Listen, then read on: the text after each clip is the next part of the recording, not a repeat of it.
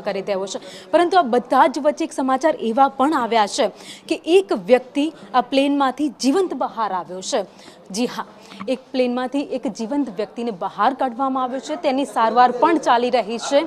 આ વ્યક્તિ છે જેની પુષ્ટિ કરી છે અમદાવાદ શહેર પોલીસ કમિશનર। તેમણે નિવેદન આપતા કહ્યું છે કે એક વ્યક્તિ 11 નંબરની સીટ પર બેઠો હતો અને તેને બહાર કાઢવામાં આવ્યો છે। વિશ્વાસ નામનો આ વ્યક્તિ હતો જે મુસાફર સવાર હતો, તે બચી ગયો છે અને તેને જીવંત બહાર કાઢવામાં આવ્યો છે। તેને તાત્કાલિક હોસ્પિટલ ખસેડવામાં આવ્યો અને તેને સારવાર આપવામાં આવી રહી છે। એટલે કે હજુ પણ આ પ્લેનમાં સવાર લોકોમાંથી જીવંત હોવાની આશાઓ અનેક લગાવાઈ રહી છે, કારણ કે એક વ્યક્તિ જીવંત મળી આવ્યો છે અને અમદાવાદ પોલીસ કમિશનરે તેની પુષ્ટિ કરી છે।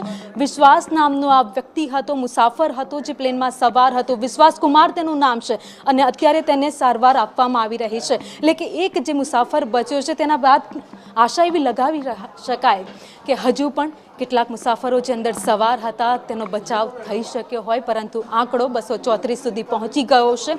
234 કોણ છે એના તમામના નામ સામે નથી આવ્યા, પરંતુ કેટલાકના પરિવારના લોકો ત્યાં પહોંચી ગયા છે।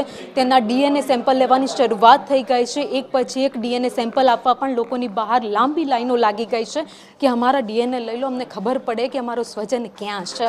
પરંતુ એક આ સારા સમાચાર છે આ બધા જ વચ્ચે કે એક યાત્રી પ્લેન દુર્ઘટનામાં બચી ગયો છે, તેનો બચાવ થયો છે અને તેને સારવાર આપવામાં આવી રહી છે। વિશ્વાસ કુમાર નામનો આ યાત્રી હતો। નગરમાં ગંભીર એક ઘટના બની હતી જેમાં એક ફ્લાઇટ ક્રેશ થયું છે અને આખો મામલો શું હતો, અત્યારની શું સ્થિતિ છે, શહેર પોલીસ કમિશનર પણ અત્યારે આખી જે સ્થિતિ છે તેના ઉપર નજર રાખી રહ્યા છે। કેટલા લોકોના મૃત્યુ અત્યાર સુધી, કેટલાને જીવતા બતાવવા કહી શકાય નહીં, ઘણા બધા લોકો ઇન્જર્ડ છે, હોસ્પિટલમાં છે। અત્યારે સર્વાઈવર પણ હોવી શકે છે। બે લોકો જીવતા મળ્યા હોવાની વાત છે, એ સિવાય બે લોકો ફ્લાઇટમાંથી જીવતા મળ્યા હોવાની વાત છે। અત્યાર સુધીની સ્થિતિ શું આપના ધ્યાનમાં છે? ઇન્જર્ડ હોસ્પિટલમાં પણ છે, અત્યારે કંઈ કહી શકાય નહીં, અમુક સર્વાઈવર હોઈ શકે છે।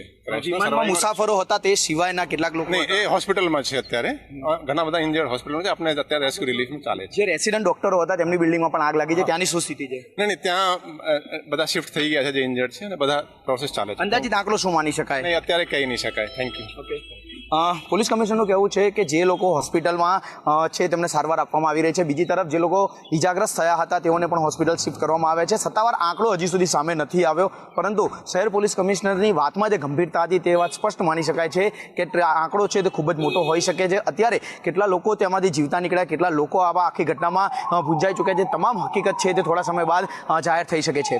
કેમેરામેન મેહુલ પટેલ સાથે જિગ્નેશ પટેલ,